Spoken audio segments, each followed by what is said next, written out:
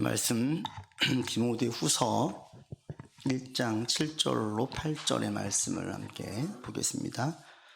디모데후서 1장 7절 8절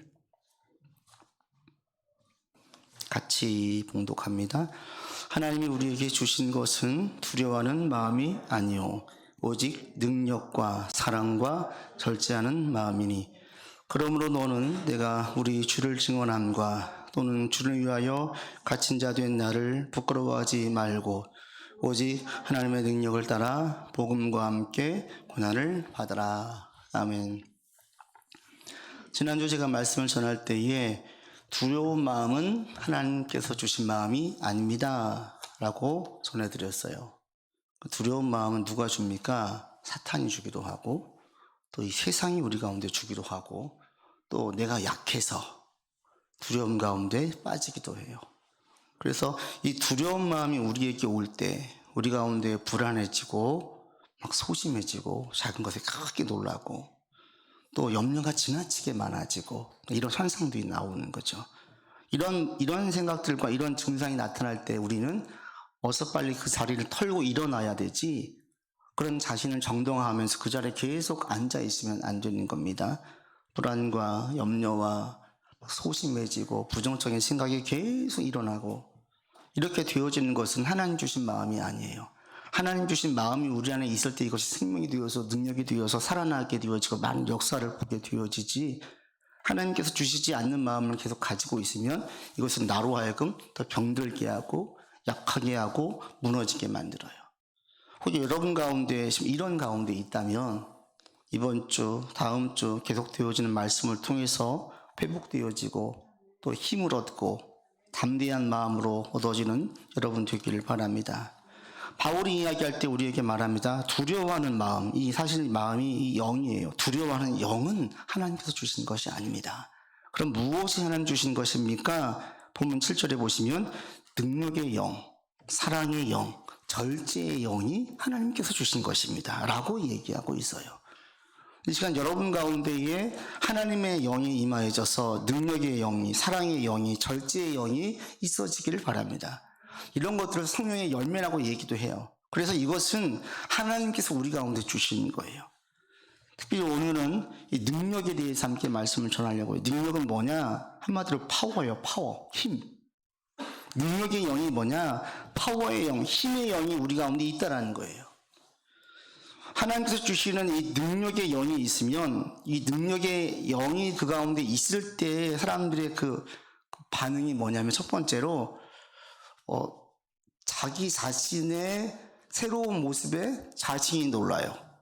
그러니까 내가 원래 이런 사람이 아니에요. 우리가 우리를 잘 알잖아요. 살아온 자기의 삶을 통해서 내가 이런 사람이라고 스스로 제안하고 정의를 내리잖아요. 그런데 이런 자신이 내렸던 정의 밖의 행동들 자신이 하는 거예요. 물론 좋은 쪽으로. 그런 자신을 보면서 놀라는 거예요. 내가 원래 이런 사람이 아니었었는데 이런 내 새로운 모습을 보여주게 되어지는 거죠. 하나님의 영이 임하자 이스라엘 초대 왕이었던 사울이 의로운 분노가 일어서 전쟁에 싸워요. 원래 사울은 겁이 많은 자였어요. 이스라엘이 초대 왕을 뽑을 때 제비뽑기로 왕을 뽑았는데 제비를 뽑아서 사울이 왕이 됐어요. 겁이 난 사울은 숨어 있었어요. 횡부 뒤에 숨어 있다가 사람들이 끄집어냈어요. 일반 사람들보다 머리 하나는 더 컸는데 가슴은 조금 작은 거예요. 콩닥콩닥 뛰는 거죠. 겁이 많은 자였어요. 그런데 그런 자를 보고 싸움에 능한 몇 사람들이 뭐 저런 자가 우리의 왕이냐 무시하고 그냥 가버렸어요. 거기에서 왕이 되었음에도 아무것도 하지 않아요. 이게 바로 사울이었어요. 그런데 사울에게 하나님의 영이 임하자 사람들 불러 모으고 각 지파의 사람들 보내서 전쟁을 일으키려고 합니다. 그러자 30만 명의 이스라엘 사람들이 모여들어서 전쟁에서 대승을 거두어요. 사울이 원래 이런 자가 아니에요. 싸움을 한 번도 해본 적이 없어요. 그게 기질상 겁이 많은 자였어요. 어디서 그런 당찬 용기가 나왔는지 의로운 분노에 처해가지고 사람들을 보내요. 이게 바로 능력의 영이 임할 때에 나타나는 사인입니다. 다윗도 마찬가지였습니다. 골리앗과 싸울 때에 그게 그냥 자기가 용기가 있어서가 아니에요.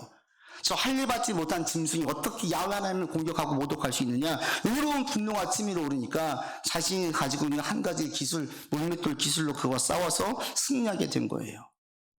많은 믿음의 사람들이 놀라운 역사가 나타날 때 보면 전부 다 하나님의 능력이 덧입혀져요. 그래서 예수님께서 너희가 몇 날이 못 되어 성령을 선물로 받을 것이니까 모여서 기도해라. 능력의 영이 임하자 사도 베드로가 담대하게 주의 복음을 선포하죠. 죽기를 두려웠던 사도 베드로가 그 이후로 죽음을 두려워하지 않게 됩니다. 능력의 영이 임하자 거기 있는 모든 사람들에게 담대하게 주의 복음을 증거하기 시작합니다. 모든 사도들이 다 그랬어요.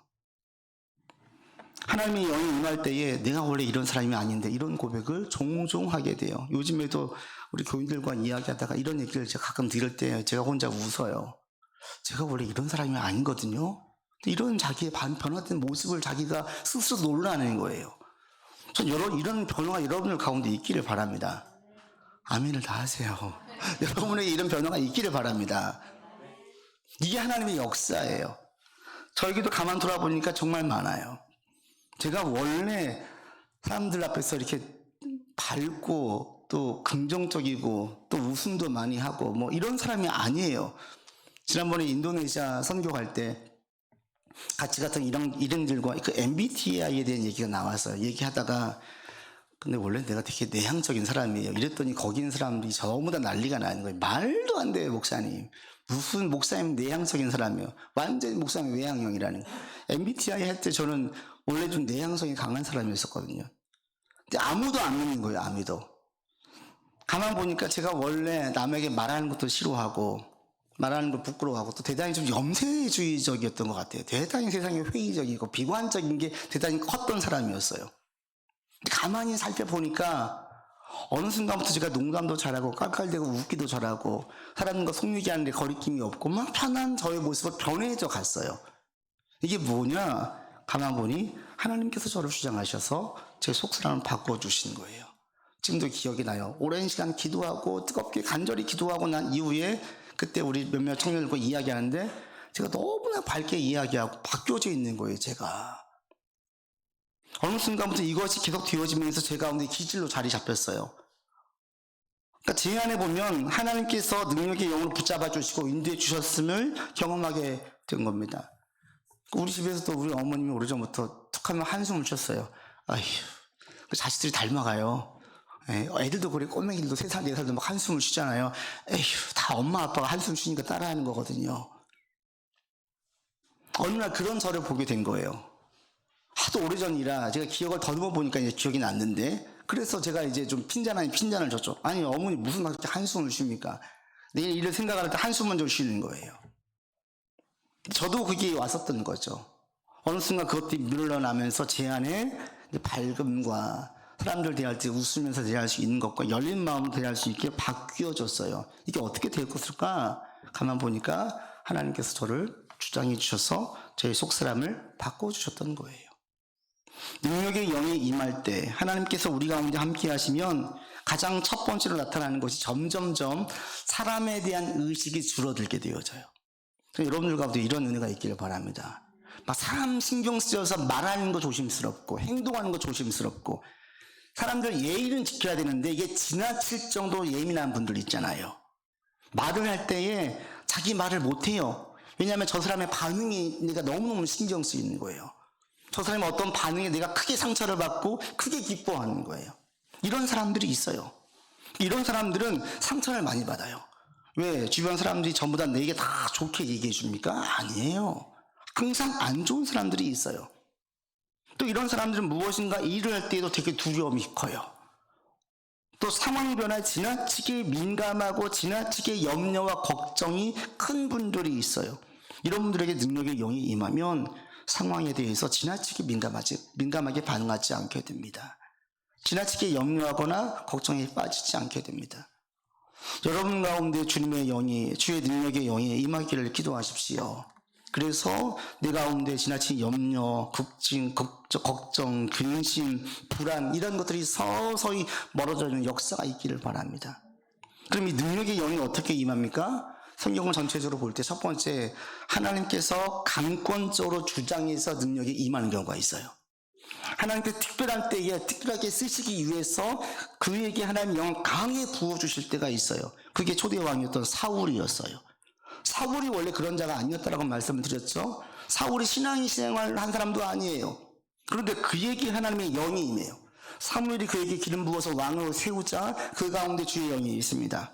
그리고 이후에 암몬이 쳐들어와서 길라 야베스를 침공하고 그들을 모욕하면서 그들을 괴롭히자 이 야베스 사람들이 사울에게 전령을 보내서 이 사실을 알리자 사울에게 의로운 분노가 일어나요. 이 말을 야베스 사람들의 말을 들을 때 사울이 하나님의 영에게 크게 감동돼요. 그래서 그의 의로운 분노가 일어나서 전령들을 각 지파에 보냅니다. 이스라엘 30만 명이 모여들고 유다의 3만 명이 모여들어서 전쟁에 나가서 대승을 거두게 됩니다. 이 출발이 뭐였느냐? 하나님께서 사울 가운데에 강권적으로 주의 영을 부어주신 거예요. 우리 교회도 그런 분이 계시더라고요. 신앙생활을 참 열심히 하시는 분이에요. 근데 이분이 원래 결혼한 다음에 신앙생활을 등한시 했었어요. 믿지 않는 남편을 만나다 보니 교회를 거의 못 나가는 거예요. 시댁에 가야 되고 또 쉬는 날 놀러 가자 그러고 못 나가는 거예요. 그러다 어느 날 불현듯 안 되겠는 거예요. 남편에게 선포를 해버린 거예요. 나 이번 주부터 교회 나갈 거야. 그렇게 알아. 남편이 거기에 대해서 크게 또 반대하지는 않더래요. 그때부터 교회 나와서 강하게 열심히 신앙생활을 하고 있어요. 이게 어떻게 자기도 왜 그런 마음이 들었는지 모르겠대요. 이게 뭐예요? 하나님의 영이 임한 거예요.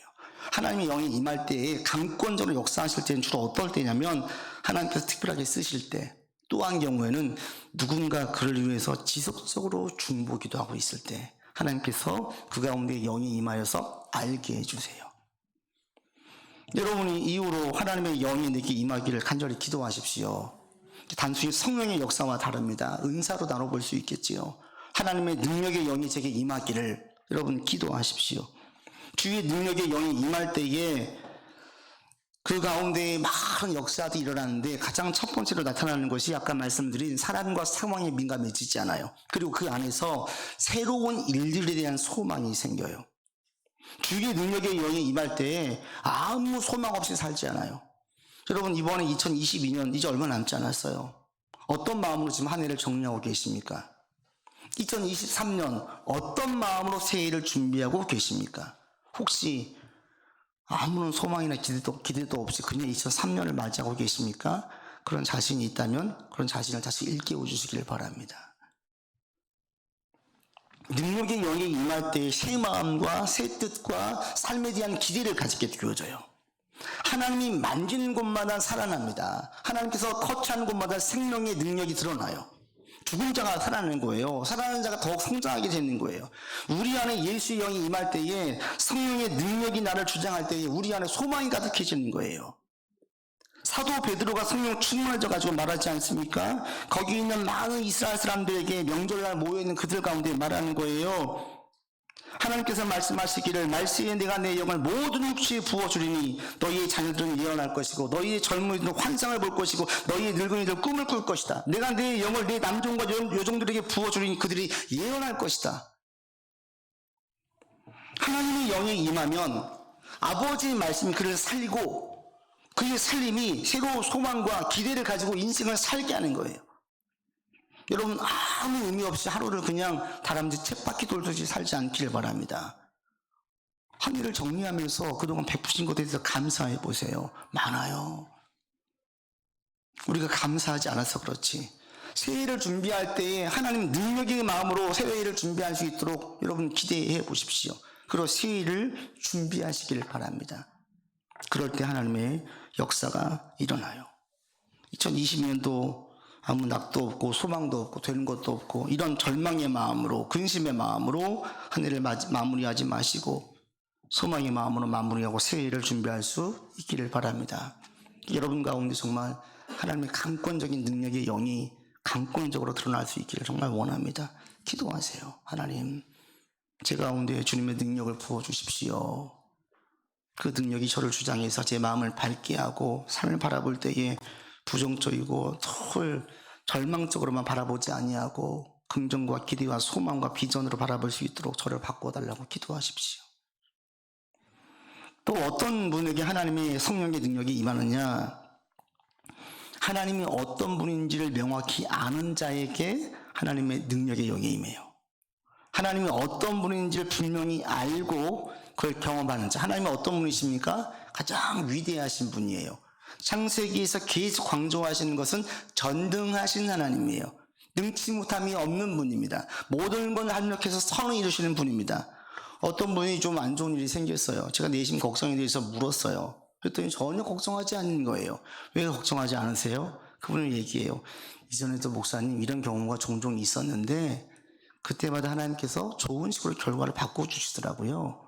그 경험들이 현재의 어려움에 대해서 낙심하지 않게 했어요. 하나님이 어떤 분이신지를 알고 그분을 경험하자 그 가운데 마음에 담대함이 생기는 거예요. 파워가 있는 거예요. 이게 하나님께서 주시는 능력이에요. 여러분들도 삶에서 하나님이 어떤 분이신지를 자꾸 경험할 수 있기를 바랍니다. 하나님이 인간과 완전 다른 분이시잖아요. 하나님 위대하신 분이십니다. 전능하신 분이십니다. 모든 것을 합력해서 선을 이루시는 분이십니다. 때문에 내 삶에 일어나는 모든 것들이 우리가 걱정을 할 필요가 없는 거예요. 내 뜻대로 안 돼도 우리가 걱정할 필요가 없는 거예요. 왜? 이것들을 결국에 합력해서 내게 유익이 되게 아버지 뜻에 합당하게 이루실 것을 믿기 때문이죠. 그러니까 이게 믿음이 있어야 담력이 나오는 거죠. 파워가 생기는 거죠. 이게 믿음이 없으면 현실에 대해서 크게 와닿아서 근심과 걱정에 빠져 있는 거예요. 풍랑이 보고 빠져 들어가는 자들을 향해서 주님께서 왜 이렇게 믿음이 없냐고 말씀하시지? 그래 내가 이해한다 라고 말씀하지 않으세요. 주님이 함께 하신다면 그때 여러분 두려워하는 것은 믿음이 없는 거예요. 그때 그 자리를 털고 일어날 수 있는 믿음을 달라고 기도해야 돼요.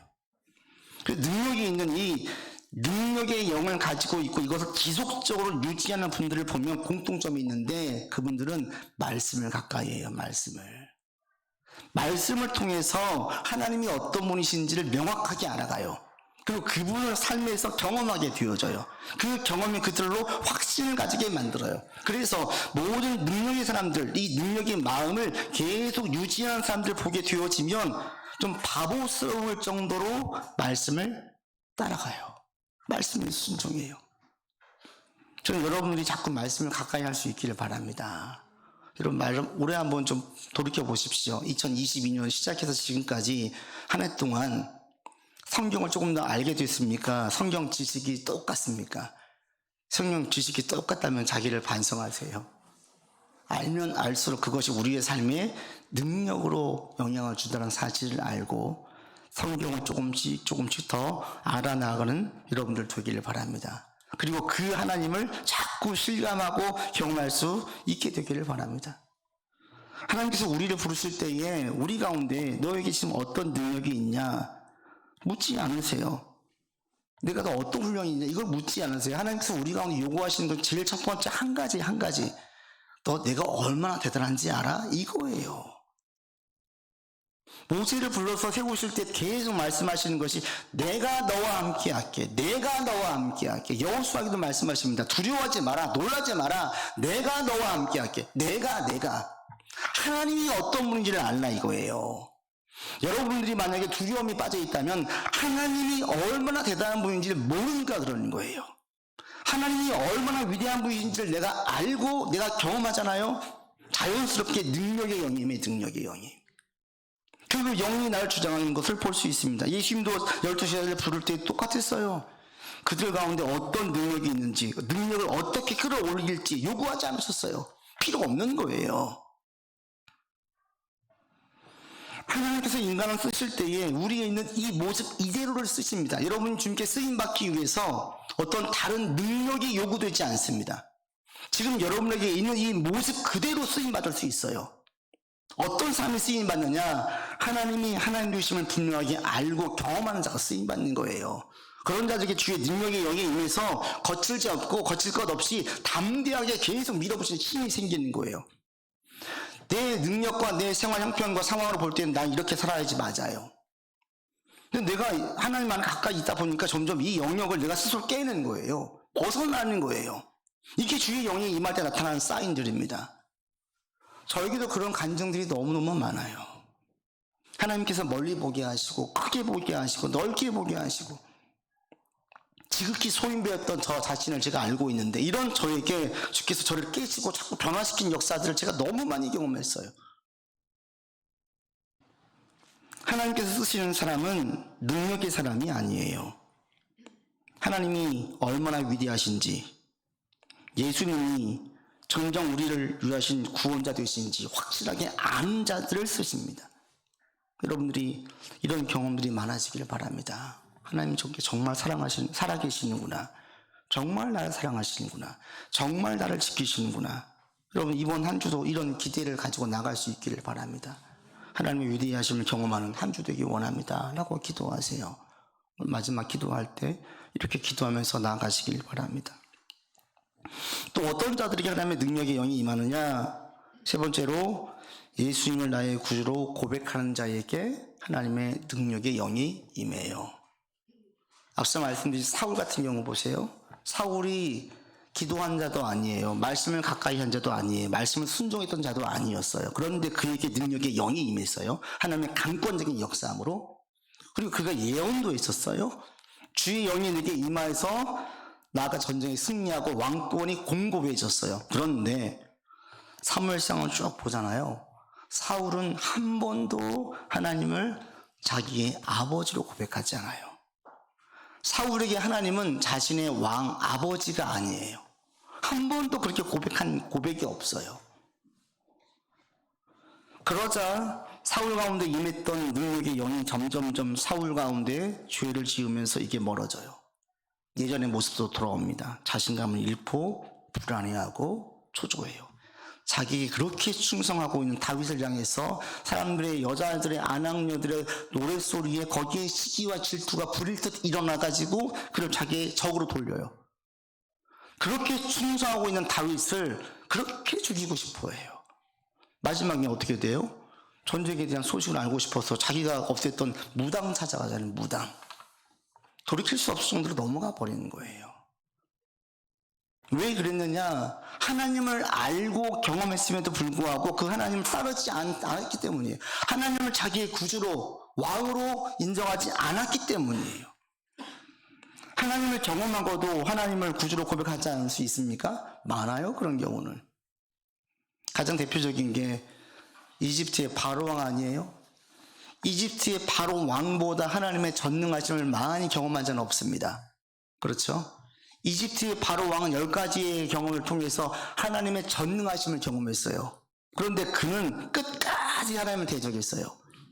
예수님께서 죽은 나사로 살렸습니다. 모든 이스라엘 사람들이 예수님 믿었습니까? 아니에요. 그 일로부터 이스라엘 최고 결정기구인 산헤드린 공예 회원들은 모여서 비밀리에 예수를 죽이기로 결정했어요. 주님의 전능하심이 드러날 때에 이를 통해서 구주를 믿고 따르는 것이 아니라 더 대적한 자들도 있다는 거예요. 언제 하나님의 능력이 임합니까? 예수님을 내 삶의 주인으로 고백할 때. 이 고백이라는 건 뭐냐면 가장 쉬운 예로 이렇게 볼 수 있어요. 여러분이 지금 살면서 하나님의 뜻을 구하며 살고 있습니까? 하나님의 뜻을 구하지 않고 살고 있습니까? 예수님을 내 삶의 구주라고 고백을 하면서 한 번도 하나님의 뜻을 내가 묻지 않았다면 정말 진지하게 생각해 봐야 돼요. 정말 그 사람에게 예수님께서 주인이세요? 아니지 않습니까? 사실은 입으로는 주인이라고 말하지만 그의 삶은 주인이 아니에요. 자신이 주인이에요.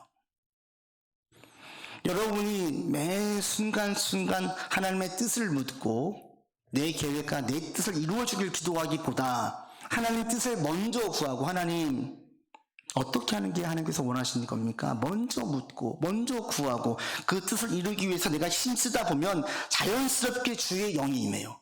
능력의 영이 그를 주장하게 되어집니다.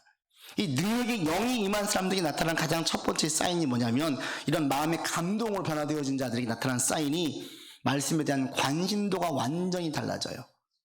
이전에는 주일 예배 드릴 때만 말씀을 봐요. 주의 은혜가 임해서 마음에 감동이 오잖아요.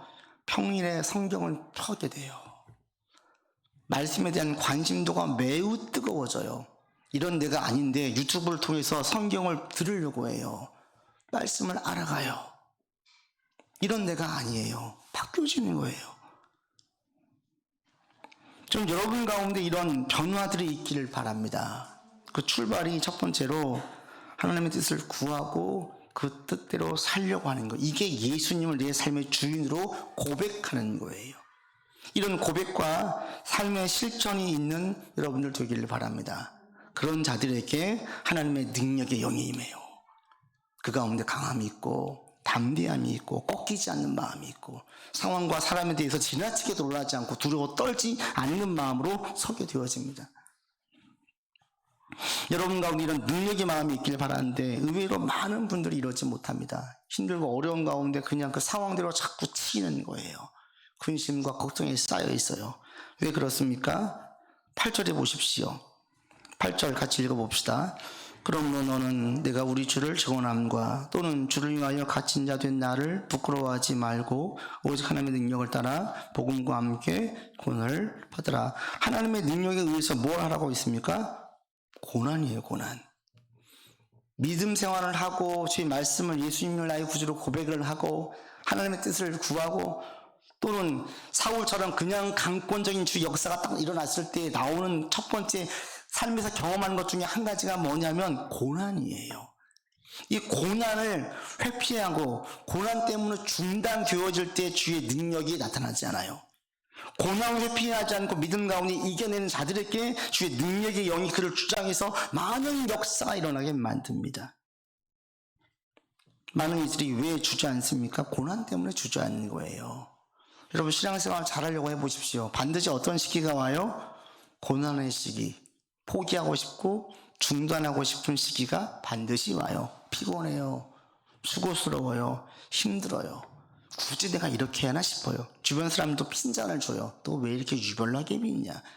교회에서 뭘 준다고 교회에서 그렇게 열심히 있냐? 비아냥거리는 소리가 들릴 수도 있어요. 주변 보니까 다 그냥 대충 주일만 교회 나가는 사람들이 많아요. 이런 가운데 이 시기를 이겨낸 자들에게 하나님의 능력이 임하는 겁니다. 하나님의 능력은 고난이라는 관문을 통해서 우리에게 와요. 여러분 가운데 제가 지난번에 작정 뭔가 기도하는 건 되게 좋은 것이라고 했어요. 작정 기도를 내가 무엇인가를 해요. 어때요? 반드시 포기하고 싶을 때가 와요. 반드시 쉬고 싶을 때가 와요. 그 시기를 쉬지 않고 계속 하신 분들 가운데 주의 능력이 임하는 걸 볼 수 있습니다. 여러분 지금 믿음으로 시작했다 포기한 거 있으세요? 다시 시작하세요. 중단하지 마세요. 계속 해보세요. 반드시 그걸 통해서 하나님의 역사가 임하는 걸 볼 수가 있습니다. 여러분 말씀을 맺습니다. 오늘부터 능력의 마음이 임하기를 기도하세요. 능력의 마음이. 하나님 능력을 저에게 허락하여 주십시오. 이 마음으로 사람 때문에 상처받고 상황 때문에 낙심했던 제가 사람에게 신경 쓰지 않고 상황에 눌리지 않는 자로 서게 도와달라고 기도하세요. 주의 능력에 임할 때 이렇게 되어집니다. 그리고 수시로 예수님을 나의 구주로 고백하세요. 우리가 수시로, 저도 그런 경험을 종종 해요. 예수님께서 나의 구주라고 고백을 했음에도 불구하고 내가 수시로 내가 주인인 경우가 종종 있어요. 무엇인가 열심을 내고 그 일에 매진하잖아요. 어느 순간부터 예수님의 뜻과 예수님의 마음은 안중에도 없어요. 내 계획에 가득 차 있어요. 내 뜻과 내 생각을 계속 밀어붙이는 거예요. 이런 저 자신을 경험한 게 한두 번이 아니에요. 그래서 수시로 예수님을 나의 구주로 고백하세요. 주님이 주인이십니다. 주님의 뜻대로 행하기를 원합니다. 수시로 물으세요. 그런 자들에게 하나님의 능력이 임하십니다. 그런 자들에게 하나님의 도우심과 보호하심을 통하여서 하나님을 경험하게 되어져요. 이 경험이 능력을 가지게 만들어요. 여러분 그 어느 때보다도 더 담대하고 소망을 품고 사람과 상황에 대해서 덜 두려워하고 사람과 상황 때문에 행동을 주저하지 않는 그런 자들로 설 수 있기를 바랍니다. 2022년도 마무리 지을 때 능력의 영이 여러분 가운데 충만해서 소망 가운데 마무리하시고 2023년도를 준비할 때 소망의 마음으로 새롭게 준비할 수 있는 여러분들 되기를 바랍니다. 기도합시다. 아버지 하나님, 주님이 주시는 마음은 능력의 마음입니다. 우리를 두렵게 만들고 불안하게 만들고 의기소침하게 만들고 낙심하게 만드는 마음은 하나님께서 주신 마음이 아닙니다. 이 시간 예배드리는 모든 성도들 주의 능력의 마음으로 허락하여 주시옵소서. 능력의 영을 충만하게 부어 주시옵소서. 사람으로 두려워하지 않게 하시고 상황 때문에 불안과 염려에 빠지지 않게 하여 주시옵소서. 하나님의 지키심과 보호하심을 통하여서 담력을 얻어서 담대함으로 나아갈 수 있도록 주님 인도하여 주시옵소서. 특별히 믿음이 연약한 자들 이 시간 믿음을 굳세게 하시고 주님의 주도적이고 강권적인 역사가 필요한 자들에게 성령께서 함께해 주셔서 능력의 영으로 충만케 하여 주시옵소서. 날마다 십자가의 자기를 복종시키며 예수를 주로 고백하는 자들에게 주님의 능력의 영을 더하여 주시옵소서. 우리 구주 예수 그리스도 이름으로 기도드립니다. 아멘.